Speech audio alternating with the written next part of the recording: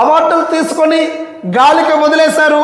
ఉమ్మడి జిల్లాలో బొబ్బిలి, సాలూరు పట్టణాలకు ప్రత్యేక స్థానం ఉంది. పక్కాగా పారిశుద్ధ్యం నిర్వహణ, 100% ప్లాస్టిక్ నిషేధం అమల్లో ఈ రెండు పురపాలక సంఘాలు అనేక అవార్డులు వరించాయి. కానీ ఇప్పుడు కాలువలు, ఖాళీ ప్రదేశాలు, వీధులు ఎక్కడ చూసినా చెత్త, ప్లాస్టిక్ వ్యర్థాలే కనిపిస్తూ ఉన్నాయి.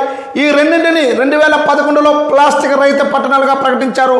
అప్పట్లో రాష్ట్ర కేంద్ర బృందాలు క్షేత్రస్థాయిలో చెత్త నిర్వహణ, బహిరంగ మల విసర్జన, ప్లాస్టిక్ నిషేధం తదితరి 13 విభాగాల్లో పరిశీలించి అవార్డులు ప్రకటించాయి. కానీ ఈ మధ్య నామమాత్రపు తనిఖీలు, పనులతో చరిత్ర కనుమరుగైపోతూ ఉంది. అధికారులు పట్టించుకొని ఒకప్పుడు మార్పును కొనసాగించవలసిన అవసరం ఉంది.